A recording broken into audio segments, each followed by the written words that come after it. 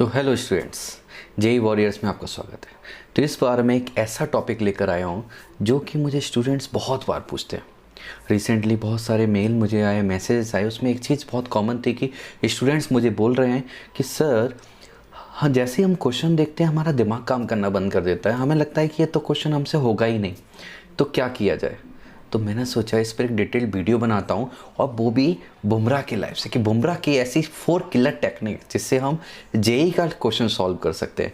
Cricket से हम सीख सकते हैं कि आखिर आईआईटी जेई का एग्ज़ाम कैसे क्रैक करना है। तो चलिए शुरुआत करते हैं हम इसकी।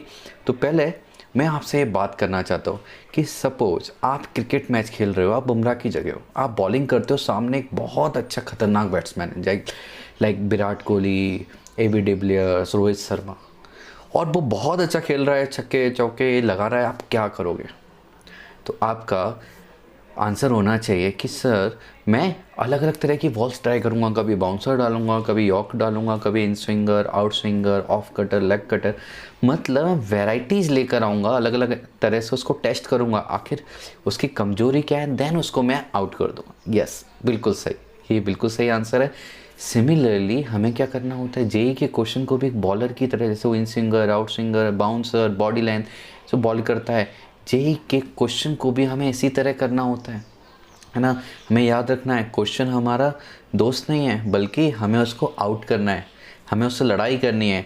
तो जेई के क्वेश्चन भी एक बैट्समैन जैसे होते हैं, अलग अलग तरह से ट्राई करना पड़ता है, जैसे बॉडी लेंथ वगैरह। आप बोलोगे सर ठीक है, बॉल में तो समझ में आता है, बॉलिंग में अलग अलग तरह की बॉलिंग होती है, क्वेश्चन को अलग अलग तरीके से ट्राई करने का क्या मतलब है? डोंट वरी, मैं सब एक एक चीज़ डिटेल में बताता हूँ, ठीक है। पर एक चीज़ हमें याद रखना है कि क्वेश्चन से डरना नहीं है, बल्कि उसको घूर के इतना देखो कि वो क्वेश्चन डर जाए। अपना माइंडसेट पक्का करके रखना है कि मुझे क्वेश्चन को आउट करना है, सॉल्व नहीं करना है, याद रखो, आउट करना है। कैसे करना है, चलिए मैं आपको बताता हूँ। Strategy number 1, change the angle. जैसे इन स्विंगर या आउट स्विंगर हम डालते हैं। सिमिलरली सपोज आप प्रोजेक्टाइल मोशन का क्वेश्चन सॉल्व कर रहे हो, तो प्रोजेक्टाइल मोशन का जब क्वेश्चन सॉल्व कर रहे हो, क्वेश्चन को पढ़ते ही सबसे पहले हमें क्या करना होता है, विजुलाइज करना होता है। तो एक चीज़ केवल प्रोजेक्टाइल मोशन में नहीं, मैथ, फिजिक्स, केमिस्ट्री, कभी भी हमें उस क्वेश्चन को क्या करना है, विजुलाइज करना है। क्योंकि विजुलाइजेशन से क्या होता है, हमारे कॉन्सेप्ट बहुत अच्छे क्लियर होते हैं। लाइक आइंस्टाइन का कोट आपको याद होगा, फेमस कोट है कि imagination is more powerful than knowledge. तो इमेजिनेशन बहुत ज़रूरी है। पर हाँ, याद रखो, ऐसा नहीं कि मैंने बताया विजुलाइज करना है, इमेजिनेशन करना है, सीधे एग्जाम में ट्राई कर रहे हो, नहीं नहीं, क्योंकि विजुलाइजेशन एकदम करोगे इतना नहीं कर पाओगे और समय बहुत लग जाएगा। इसलिए उसकी पहले सेल्फ स्टडी प्रैक्टिस करनी है। क्योंकि आप सोचो, ये जो अलग अलग तरह की बॉल्स हम बैट्समैन को डालते हैं, यदि कोई बॉलर डाल रहा है, बुमराह डाल रहा है, तो क्या वो सीधे मैच में डाल रहा होगा? नहीं, पहले वो नेट प्रैक्टिस उसने की होगी बहुत अच्छे से, of cutter, leg cutter, in swinger, सबकी उसने प्रैक्टिस की होगी। लाइक एक बहुत फेमस इंटरव्यू है बुमराह को, उसमें बताया कैसे मैं बचपन में, मेरा एक छोटा सा घर था ईंट का, और सामने एक पोल था, वहाँ पर दीवार थी, पोल था, और उसके और ज़मीन के बीच में जो बीच में एक लाइन होती है, उस पर मैं डाल के यॉर्कर की प्रैक्टिस करता। तो सालों की वो प्रैक्टिस थी, एक घर में, एक बंद घर में उसने प्रैक्टिस की थी, कहीं मैदान में जाके प्रैक्टिस नहीं की थी। सेम सेल्फ स्टडी में भी हमें टेक्निक ट्राई करनी है। क्या? फर्स्ट टेक्निक स्ट्रेटजी विजुअलाइजेशन, कि हमें विजुलाइज करना है। लाइक प्रोजेक्टाइल मोशन क्या होता है, motion under gravity is projectile motion, ये बोला जाता है। पर इसको विजुलाइज कैसे करोगे? सपोज रोहित शर्मा ने एक छक्का मारा, तो बॉल कैसे जाएगी, इस तरह से ट्रैवल करेगी, और बॉल जब ट्रैवल कर रही है तो वो प्रोजेक्टाइल पाथ फॉलो करती है। देन उसका एक मैक्सिमम पॉइंट होगा, मतलब वो ऊपर जाएगी, और एक पॉइंट के बाद वो नीचे आना शुरू हो जाएगी। एक मैक्सिमम रेंज होगी कि जहाँ से शॉट मारा गया और जहाँ पर गिरी है, ये मैक्सिमम डिस्टेंस कितना है। देन सोचो बीच में कहीं पर बॉल है, उस पर वर्टिकल वेलोसिटी कितनी होगी, हॉरिजॉन्टल वेलोसिटी कितनी होगी। इस तरह से आप जब विजुलाइज करोगे सेल्फ स्टडी के समय, हाँ समय ज़्यादा लगेगा, लेकिन एग्जाम में ये विदिन 3 to 5 सेकेंड हो जाएगा, इतनी स्पीड हमारी बढ़ चुकी होगी। तो the first strategy is visualization, specially physics में ये सबसे ज़्यादा काम आता है। Next strategy number 2, hit the body line, direct approach. मतलब हम फ्रस्ट्रेट हो गए, समझ में नहीं आ रहा क्वेश्चन कैसे सॉल्व करें, डोंट वरी, ऑप्शन तो दिए हैं ना, तो ऑप्शन उसकी बॉडी है, उस पर प्रहार करना है। जैसे कि सपोज मैथमेटिक्स आप पढ़ रहे हो, फंक्शन का डोमेन का कोई क्वेश्चन है, डोमेन में हमें पता है डिफरेंट इंटरवल्स दिए होते हैं, 4 ऑप्शंस होंगे, इंटरवल में कोई एक पॉइंट उठाओ, फंक्शन में डाल के देख लो, जो सेटिस्फाई कर गया वो आंसर है। हमें तो आंसर से मतलब है ना फाइनल जेईई क्वेश्चन में, कॉन्सेप्ट आना चाहिए। पर यदि नहीं आ रहा है फिर भी हमें ये टेक्निक भी आनी चाहिए, बिकॉज दुनिया में इंडियन इंजीनियर्स की ज़रूरत है। क्यों सबसे ज़्यादा डिमांड है, ज़रूरत है? क्योंकि उनको जुगाड़ आता है कि कोई चीज़ एक नॉर्मल मेथड से सॉल्व नहीं हो रही है तो कैसे जुगाड़ करके हम सॉल्व करें। So this is also a strategy for JEE, है ना। तो इसलिए केवल एग्जाम में इसको अप्लाई नहीं करना है, डायरेक्ट अप्लाई नहीं कर पाओगे। आप जब सेल्फ स्टडी में करते हो, क्वेश्चन हो सकता है कॉन्सेप्ट तरीके से हो गया, लेकिन फिर से सोचो क्या ऑप्शंस को पुट करके मैं क्वेश्चन सॉल्व कर सकता हूँ? क्या एन के फॉर्म में ऑप्शन हो, क्वेश्चन हो, एन की वैल्यू 1 2 3 डाल के मैं सॉल्व कर सकता हूँ? स्पेशली डिटर्मिनेंट में बहुत मज़ा आता है। ABCD में डिटर्मिनेंट दिया होता है, गंदा सा, उसमें वैल्यू डाल दो, आसानी से आंसर आ जाता है। तो इस तरह से आपको पहले से ही प्रैक्टिस करनी है अच्छे से।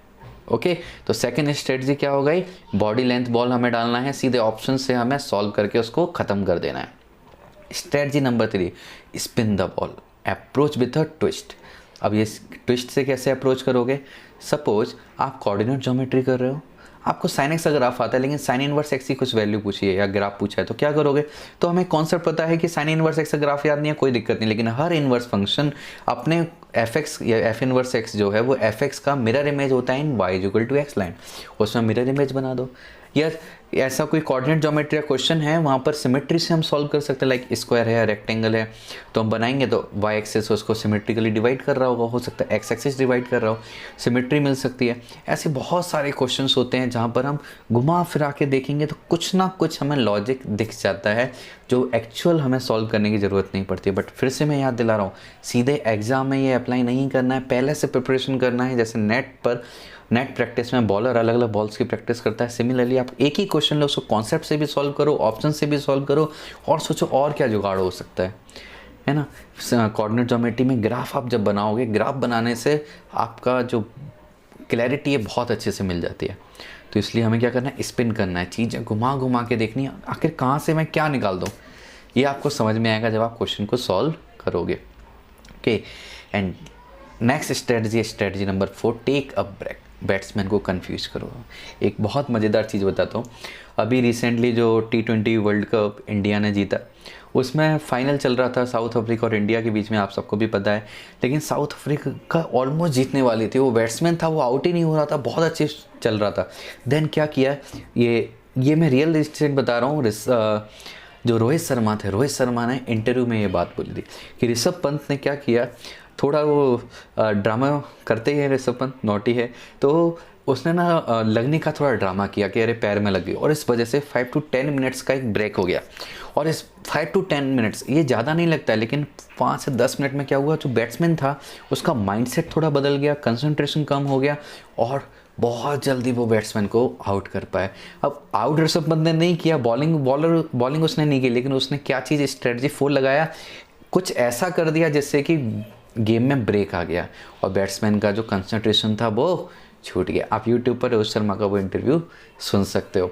तो सिमिलरली हमें क्या करना है, जब हम थक जाते हैं, क्वेश्चन सॉल्व नहीं हो रहा है, बहुत हमने लड़ाई कर ली है, थोड़ा सा अपनी चेयर से उठो, बाहर जाओ, ताज़ी हवा में, धूप में, गार्डन है तो जाओ, 15 से 20 मिनट, 15-20 मिनट्स घूम कर आओ, एंड देन देखो आपको क्वेश्चन से रिलेटेड एक नया पर्सपेक्टिव मिलेगा, नया विजन मिलेगा, अलग तरीके से आप सोच पाओगे, उसको सॉल्व कर पाओगे। 90% केसेस में आपका क्वेश्चन सॉल्व हो जाएगा।